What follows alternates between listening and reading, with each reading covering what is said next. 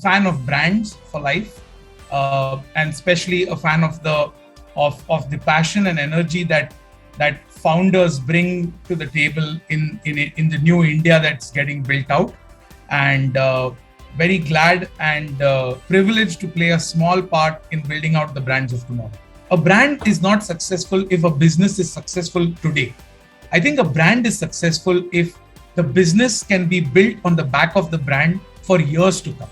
The corporate brand, right? The corporate brand of Byju stands for how we all have to be continuous learners in life. And that is the philosophy of saying keep learning that led to a tie-up with the Indian cricket team and the entire Jersey campaign, which is about the fact that, listen, as cricketers, you can't rest on your laurels just because you made it to the team. Your most often used phrase? My most often used phrase is, I have definitely quit smoking. Hello, fellows. Welcome to the next episode of Jagged with Jasravee. Subscribe to my channel for conversations at the edge with thought leaders from the marketing, branding, and the business world. Conversations that ignite new ideas with rough, sharp edges. Hi, Arun. So nice to have you on my show. Hey, Jasravee. Lovely to talk to you after a long time and very, very glad to be here. Thank you for having me. Yeah. Okay. Arun, if I requested you to tweet your profile, what would you say? If I were to tweet my profile, I would start by saying, I'm not Elon Musk. I don't own Twitter. In fact, I hardly have a presence there. But I'm a very avid consumer of Twitter. I do a lot of my reading on Twitter. But if I were to just tweet about myself, I would say a fan of brands for life, and especially a fan of the passion and energy that founders bring to the table in the new India that's getting built out. And very glad and privileged to play a small part in building out the brands of tomorrow. How modest. How, Arun? Okay. So, Arun, brands of tomorrow, you will have to, elaborate on that with examples. But before that, we'd like to know a little bit more about Spring Capital. When you say skin in the game marketing consulting, how is this model different from other marketing branding consulting? So I think, and I've spent a large part of my life in the marketing and branding ecosystem, and where we've always behaved like insiders, but have not necessarily been insiders in these companies, right? So all the brands that I have worked with in my lifetime, I have always felt personally involved in the brand, in the success of the business. And I think somewhere down the line, at least what I noticed was that as the marketing and the advertising agency ecosystem started getting fragmented, it started getting more and more faculties were operating in their areas of expertise. And that led, I think, to some extent for people to say, okay, this is the part that I play. So, that classic old story of everybody touches a part of the elephant and thinks that's the elephant. And I think that a little bit of that happened.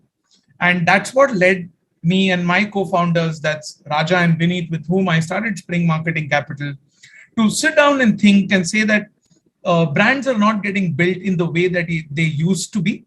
And everybody, and there are teams of outsiders who touch the brand. There's nobody who's cohesively owning the brand. And that's what led us to this model, which is not just skin in the game from attitudinally, but more from saying that, okay, if we've got to do this, and since we were operating more in the startup ecosystem, and we had experienced a part of this in a fragmented way again, with Raja at Sequoia, me at Lintas, Vineet as 22 feet, and later as DDB Mudra, Tribal DDB was also involved with some of the Sequoia brands. We felt that if we were to come together and make an offering of it, where it's not just our expertise, but our expertise and our team's expertise and the consulting expertise bundled in lieu of the capital that we're investing in these companies in exchange for equity. So there are three parts to what we do. There is the consulting firm, there is the investee firm, and then the consulting firm has a whole host of offerings. So what we do, and like I said, there are two parts to what we do, not three. One is where there is a pure play consulting assignments with certain brands, which are at later stages, not at a stage where we can possibly invest in them. And then there are companies where we invest in them, which is from a Series A to a Series B to a Series C at the most sometimes. And then we offer everything that's got to do with brand and marketing. And we've built a 40-member consulting firm, which is 40 today. And everything from core strategic thinking to go-to-market strategy, to design, to communication, to branded content. All of it is something that expertise we bring to these companies. We are actually very closely linked with the success of the company, because we will be on the winning side only if the company and the brand is on the winning side of things. So that's the model that we evolved. Sorry for the slightly longish answer, because there is no playbook for this. So we've kind of made this up as we went along. So yeah, that's what we do. So Arun, I'm just curious, we always, had started saying that brands, you're building the brands correctly if they are impacting business positively. If they're fueling business, then, it really is in the right direction. So now that, you are involved with the brand and the business even more closely for all the digital brands or the digital first brands, how is your view of, an effective brand has changed? Or how do you see the brands of tomorrow? I think when it comes to building brands successfully, and this I have learned from good old traditional companies, I think a brand is not successful if a business is successful today. I think a brand is successful if the business can be built on the back of the brand for years to come. And I think that's very, very critical for us to know. And having worked on some iconic brands like Surf Excel in the past, I have recognized the rigor and the effort that went into building the brand for the last 15 to 17 years. And I was 15 to 18 years. I was closely involved with the brand from 2004 onwards, till I received a message just day before yesterday from the person who leads the brand at Unilever, saying we've now become the topmost selling detergent brand in the country. And it took all these years. And that's because the brand was being steadily built and the business was being built on the back of the brand. And I think sometimes, in the world that we live in, given social media, given the digital speed at which we like things happening, we tend to forget to take the long-term view of things. And I think it's important to know that building a brand is a long-term commitment with continuous business gains. And I think that's something that at least I try to bring to practice, saying, let's not think only about here and now and today's fame, and this campaign is famous and that campaign caught eyeballs. Because I think while that is important, but that's not enough. That's not brand building. That's basically saying that, okay, I can give you bursts of attention. We confuse bursts of attention with brand building.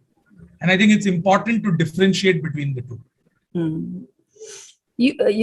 People who are so passionate about brand have become a rare species, Arun. When everybody around is talking digital and e-commerce and, what's the sale today? What's the sale tomorrow?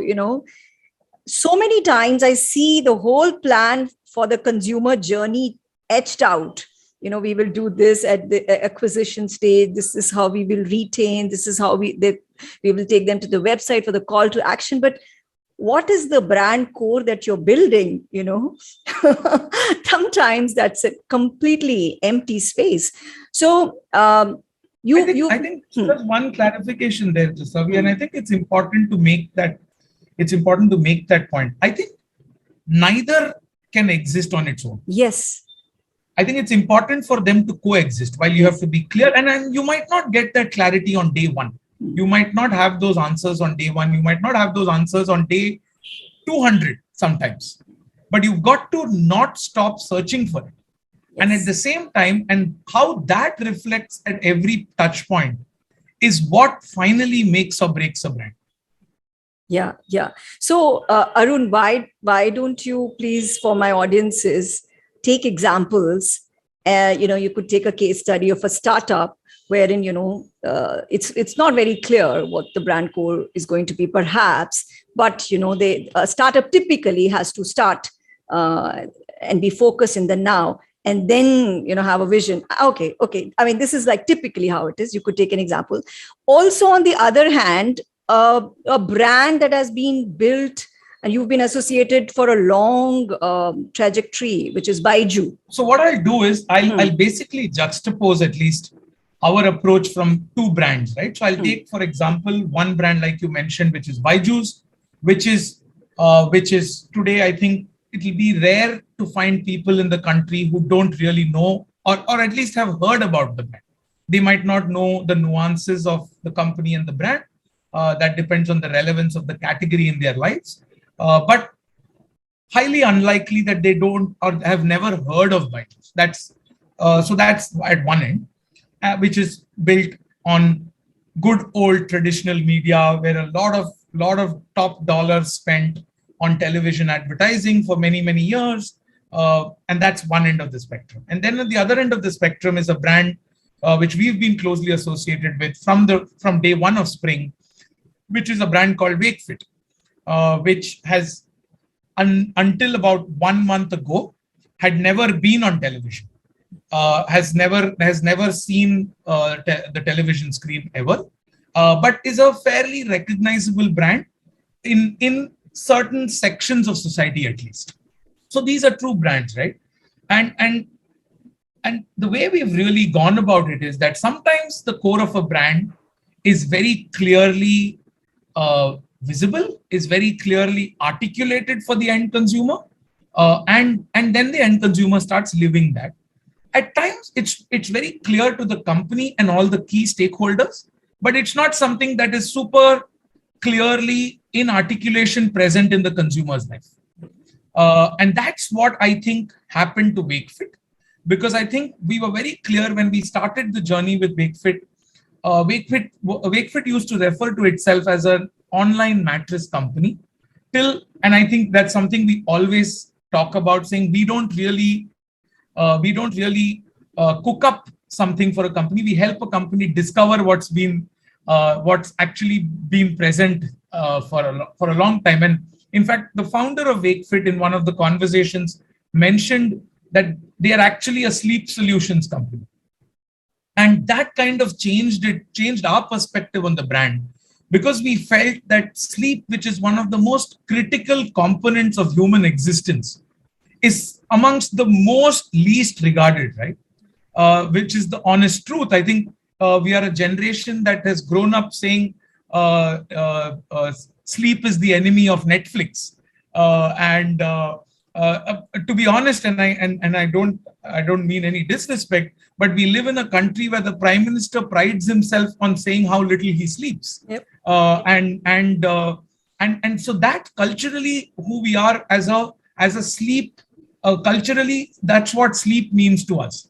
And we said, hey, you know what? If you are a sleep solutions company, and if this is the conversation around sleep, why don't we make it our reason to exist, that we will bring sleep back into the consciousness and conversations of people, and actually replant the importance of one of the most, and which was also something that was simmering, right? Most health experts talking about the fact that sleep is ignored. There is a lot of very serious health repercussions by ignoring sleep. So that was that parallel chatter that was going on. And we said, why don't we become the brand that balances this world out of extremes? And that is the responsibility that we took for ourselves as a brand. So we said, why don't we take the responsibility of owning this conversation? And because our product is so deeply linked with sleep. So So what we did was we first realized the absolute lack of awareness when it comes to sleep and all the related conversations. So we first launched a proposition which was called the more you know, the better you sleep. And that led to an initial campaign, which was probably the first campaign that we did, which was we introduced a character called Sheep. And there was a very popular adage of how people count sheep to sleep. And the sheep as a character got built out. And then we said, okay, now continuously doing campaigns for startup brands is not a sustainable program. We've got to make sure that we can actually sustain this conversation without deep spends. That's not sustainable. And that led us to creating a content calendar of sorts. And we said, okay, now we will keep this engine alive through branded content, which will mean continuous presence without copious amounts of money being spent on either producing the content or distributing the content. And that led to the first initiative in that series of content was something we did, which became quite popular, which is called the Sleep Internship Program. And we said, okay, why don't we incentivize people to actually sleep? And we said, okay, it sounds interesting, it sounds quirky enough, and why don't we put it out in that world? And we put it out in the world. There was a certain X amount of money that was kept aside to make sure that it gets some traction. X minus 95 was spent. And it caught fire. It just caught fire. People started sharing it amongst themselves. News channels started covering it. The first season of Sleep Internship got 170,000 responses of people who were interested in becoming sleep interns with Wakefit. That led to people. Actually, it was such an engaging program because we said, okay, send us videos of why do you think you're eligible to become a sleep intern? They sent in videos. We got videos from about 33 countries. We got covered in media across the world. Of course, there a huge amount of luck involved because it just caught fire. And all we had spent was on one planted article which mentioned that there is a company that's actually paying people to go to sleep. And that led to a series of, and after that, for 3 years now, till about 1 month ago, that led to a series of content initiatives. So the sheep became a property, Sleep Internship became a property. We ended up, and then the lockdown happened. So when lockdown happened, we said that, okay, lockdown and the stresses around the lockdown is a big reason for people to lose their sleep. Why don't we put out content that is relevant and topical? That led to again a very famous viral video today of Sumit Vyas saying "Bartan dho liye kya," which was actually an Instagram post by the person who heads branded content for us, and he had just put out an Instagram post which said that all you vice president marketing founders, all the fancy designation people, Bartan dho liye kya, and that just caught fire. And we said, okay, why don't we turn that into a piece of content? And that led to a series that led to about 8 pieces of content there. Then we created a Kawal group, which led to a piece which was like Bhad Mein Ja 2020, which was a Kawali which was created, which again went very viral. Then that led to Abe Omicron. So that led to a series. And then we also created, there was a conversation at one point in time of bringing a brand ambassador for Wakefit. And we said, okay, what? And since we were already thinking, like, how do we create everything in a cost-effective manner? One of our team members said, why don't we create Kumbhakaran as a brand ambassador? Nobody owns Kumbhakaran. And Kumbhakaran today, if you go to LinkedIn, Kumbhakaran has a page for Wakefit where Kumbhakaran gives you sleep advice. So we ended up creating a whole bunch of content over the last 3 years. And that led to followership for Wakefit with messages. And this was not the only content. There was product content. There was opening up of, so inside, while these were pieces of content that led to engagement for the brand, there was a whole ton of content created because how the Wakefit matrix works is that you unfold it and it opens up and bubbles out. So it's a magical process. So that actually the that led to product content, that led to a sleep podcast, that led to a show with Cyrus Brocha.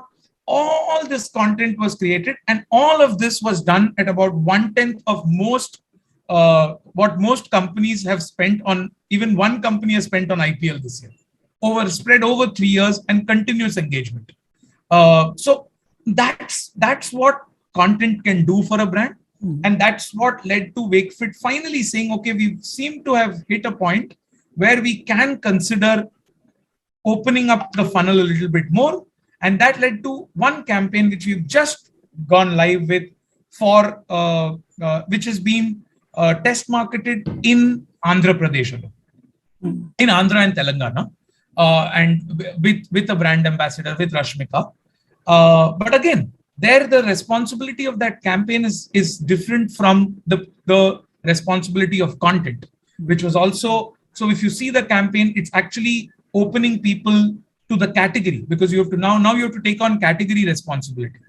And how do you do that? Because there is still apprehension about buying some of this stuff in the online domain. But what we realized is that there is a very superficial comfort that people get when they go to buy anything, mattress, furniture. They go and try it for 2 minutes and then they say, okay, I've tried, now I'm buying. We said, why don't you buy and try? And we turned it around and we said that, listen, you know what, take it home. If you think it's not working for you, you have 100 days to use it and then give it back. And that's a campaign that's very successfully running right now in Andhra and Telangana. But this is just the content and communications. What this led to also was an entire design overhaul. The website changed, what I mentioned, right? Because Wakefit does about 70% to 80% of its business on their website. And we had to kind of rejig their website when commerce was going on. How do you do that? How do you ensure that there is no problem that the business runs into? How do you ensure that all the social assets look and feel alike? So you create a social playbook. So all of this is the effort that it takes to kind of deeply impact a digital brand, to bring it to a stage where you can actually now say that, okay, now the rest of India needs to be opened out for it. So that's the journey of Wakefit. This whole thing, content creation, virality, and perhaps role of humor. And also, like you were talking about, like you look at your role as how do you stay completely current and in touch with what's going on? Because I think that's the key thing, that whole video about Bartan Dholiye Kya, that content, that was touched people, because that's what people were going through at that point in time, So any learnings you'd like to share in terms of content creation, virality, and humor? Yeah. So one of the things is it's not just pure intuition, right? So what also happens is we underestimate the amount of entertainment searches that people are making on a platform like YouTube. And and we have an analytics company that we work with very closely, who actually studies that and throws it out at us, saying that, hey, listen, there seems to be a trend going on here in what people are searching for. You then try and read into that search a little bit, and then you say, hey, this seems like this is the current mood. This seems to be the mood of what people are generally thinking, at least in the digital domain. Because what we don't recognize is, a lot of us don't realize is that people actually use the YouTube bar also like a search bar. Absolutely. And that intelligence that this analytics company that we work with very closely throws at us and our teams a lot. Yeah. So what do you think? Do you see humor becoming more important in terms of how brands are communicating, or how the communication? Really, no?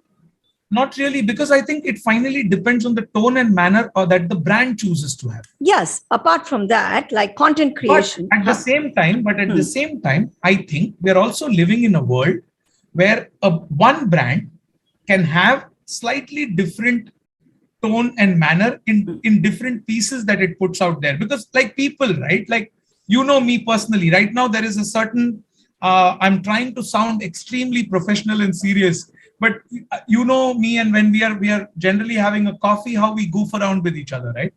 And that's the truth about all of us as human beings. We are not one person with everybody else.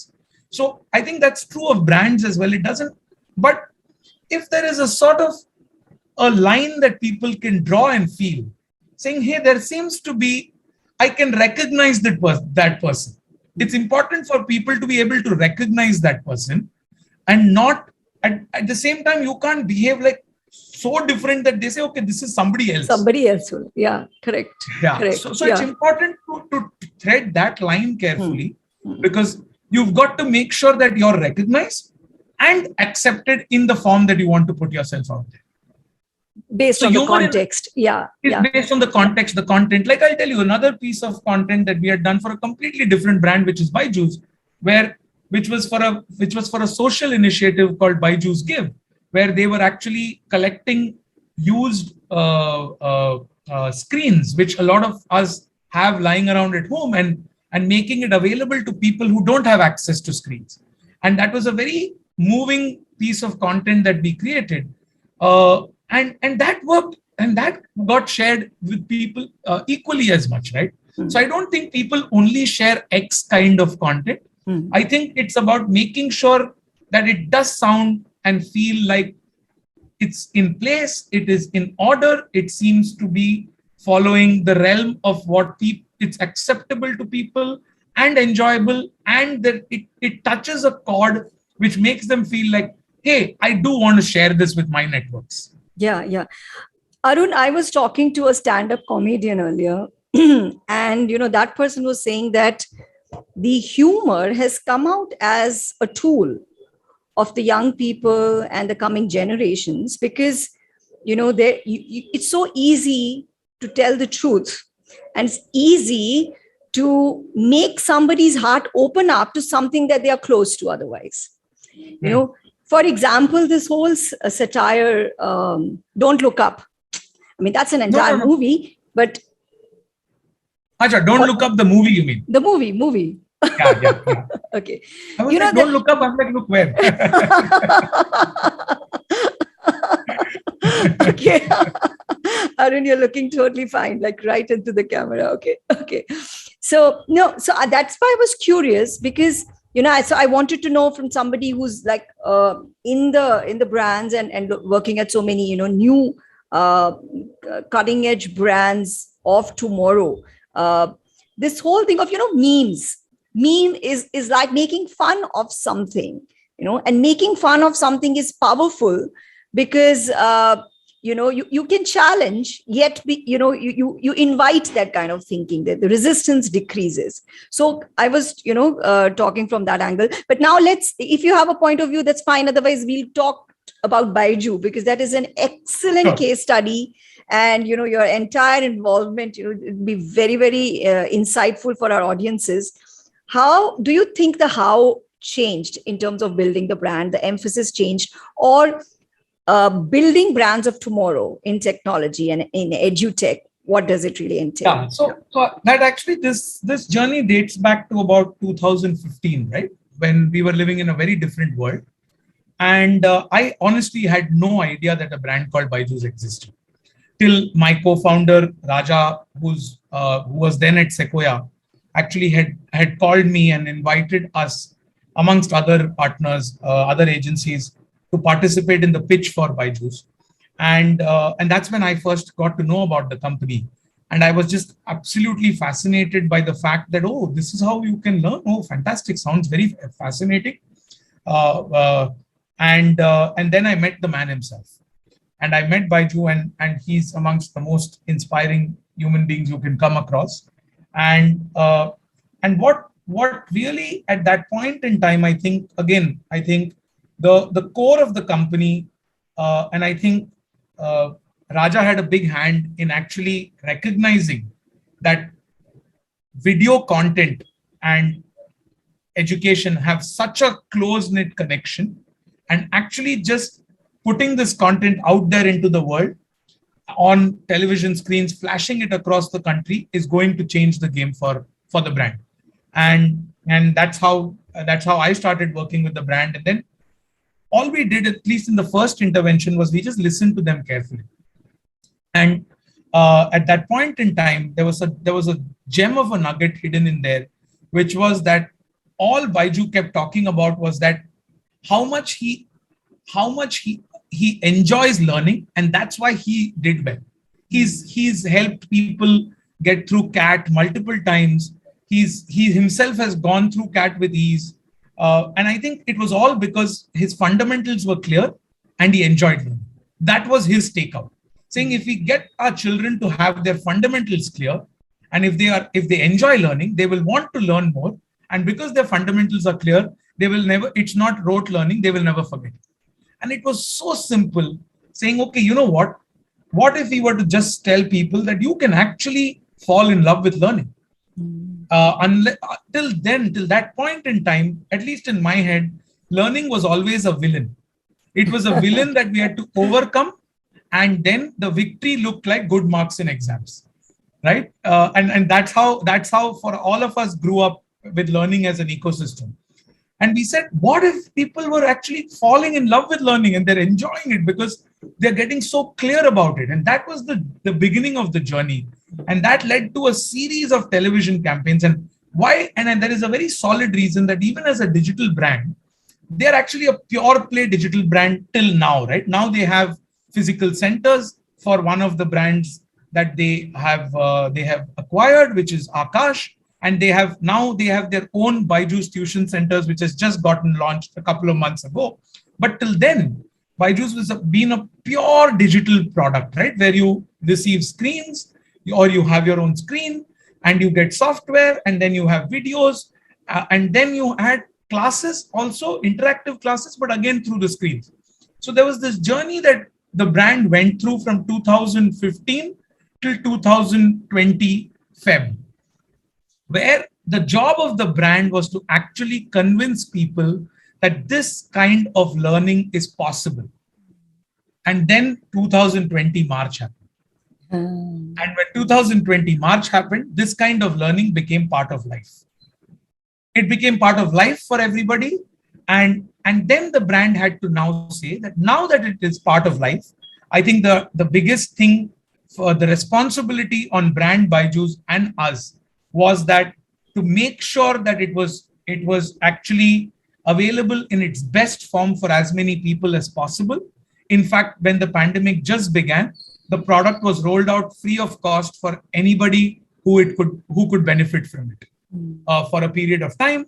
And then I think the complete mindset of the consumer changed, because they started recognizing the gaps in online learning that existed. Till then, they were recognizing there was a comparison between offline and online.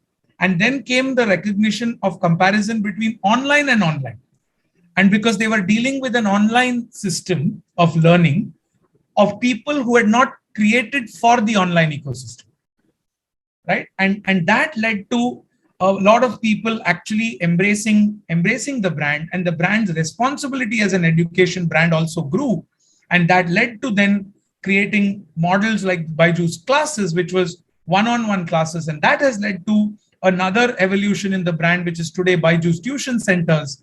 And in fact, a lot of the offerings that the brand makes today is to ensure that they are part of learning for you from age 3, which is K3, which is early learning, right? They tied up with Disney to make sure that there is a nice mix of engagement and learning, which is available for kids, and that brand is positioned on the back of the fact that leads to early learning leads to great foundation, right? Because you're instilling love for learning at a very early stage, and that then moves you into K-12, which aids you with classes, with tuition centers, with the app itself, and then you can move on to Akash Byju's, where you can do the JE and the entire learning journey. You can upskill yourself with great learning. So I think the entire learning ecosystem is what, and how do you impact that at every stage? And as a brand, how do you stay relevant? How do you stay top of mind? How do you get more and more people aware of the benefits of actually learning like this is what has been the responsibility and has led to a series of campaigns. What people see is just campaigns, but even from an awareness point of view, the corporate brand, right? The corporate brand of Byju stands for how we all have to be continuous learners in life. And that is the philosophy of saying keep learning that led to a tie-up with the Indian cricket team and the entire jersey campaign, which is about the fact that, listen, as cricketers, you can't rest on your laurels just because you made it to the team. Every time you wear a jersey is an opportunity to learn and to improve yourself. And I think that's something that has gotten deeply embedded in me, having worked on Byju's as a brand, saying, because Byju himself keeps talking about unlearning and new learning, right? Which is something all of us have to do. And I can sense that at least my worldview, my take on brands, my approach towards the entire digital ecosystem, a lot has changed because I was willing to unlearn and learn and not just practice more of what I know. So that's brand Byju. So it's impacted me professionally. It's also impacted me personally. Yeah. And amazing, no, when these people are so ahead of the times. I mean, you really wonder how they get that inspiration that, there came a point in time when the only learning was, digital learning. And and when they started, it was just one of the things, and you had to convince consumers that this is effective. And now, and look at where the category is. I mean, it's redefining everything, like you said.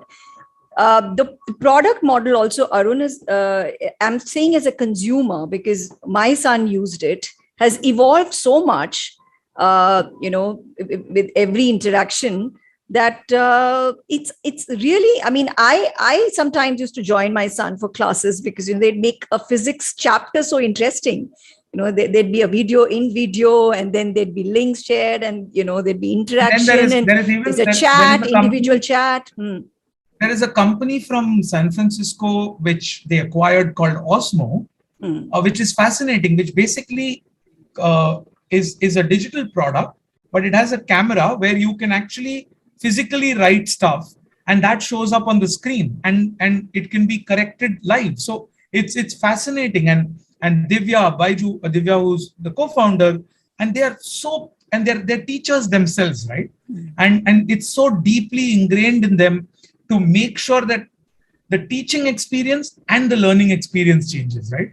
And that's super, super important, because as we go along, it's not only about the learners, it's also equally about the teachers and how they present themselves, how they present what is to be presented. Like you said, you felt like learning all over again, because that's not how we had learned our stuff. Yeah, absolutely. So, Arun, do you want to talk about 1mg?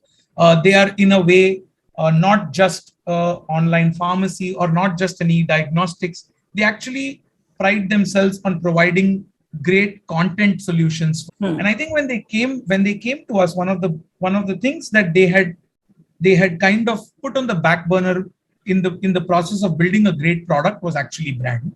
And we said, okay, how do we ensure that we first of all arrive at the core of your brand? Because I think, and when we started defining it, one of the first tenets we defined was the fact that what 1mg was doing through content was basically bringing care to health.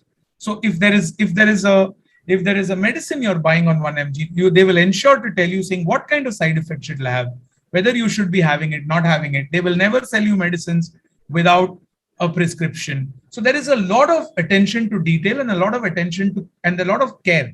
So we said your core is actually bringing care to health, because in the healthcare system, though it had become one word, the words had merged, but the merged word didn't mean what it was supposed to mean. Was our definition. And we said, why don't we swing the words around and say that, listen, you are about bringing care to health. And that led us to an entire design overhaul on saying how does bringing care to health reflect in the design philosophy of the company. So starting with the logo changed, the app changed, every touch point of the company changed, and then that led to some amount of communication.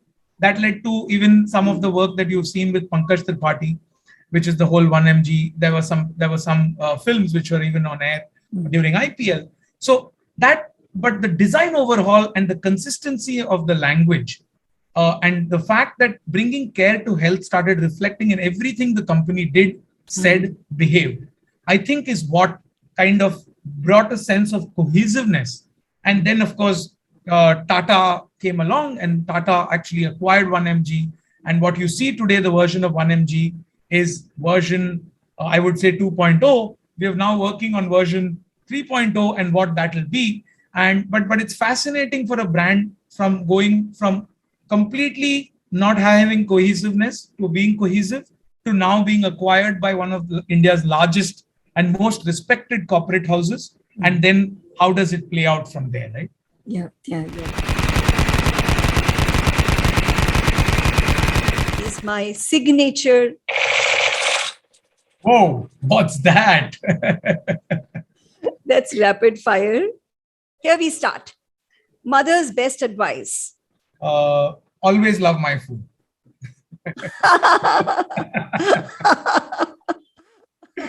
Okay. So what is your favorite food? Anything she makes. Yeah. I know the tiffin used to come till. Yeah. Okay. Alternate profession could have been? Badminton player, actually. What would you do on Mars for fun? Ask Elon Musk if he will sell Twitter to me. Good answer. Okay. As per your wife, your most often used phrase? My most often used phrase is, I have definitely quit smoking. Okay. One thing no one knows about you. One thing no one knows about me is I'm actually an introvert. Okay. A book you'd like to gift to all your friends? It's a book called How to Change by Katie Milkman. It's a fascinating read. I just finished it like 2 days ago, and the simplicity of it, and I was just blown by it. So, I would want them to read on how to change, because I think that's one thing which all of us need to. And there are lots of very nuanced stuff. Sorry, no explanation. I wanted to hear. So after listening, I'm shooting. Okay. What is your greatest joy? My son. What's his name? Agastya. Augustine. Okay. What would you tell your 18-year-old self? Don't worry, you'll grow up to be Arun Iyer. Hey, I like that. How would you like strangers to remember you? As somebody who almost made it as India's badminton player. Random. So, Arun, you're requested to share it's a wrap up now. You're requested to share your online addresses, emails, anything else you'd like to share, so audiences can reach out to you, ask any question. No, I'm available at Arun Iyer at springmarketingcapital.com. I'm on all social media, where you'll find me mostly silent or sharing stuff about Spring, but I'm around. And if there's anybody who would want to pick my brains about anything, I'm happy to share and learn.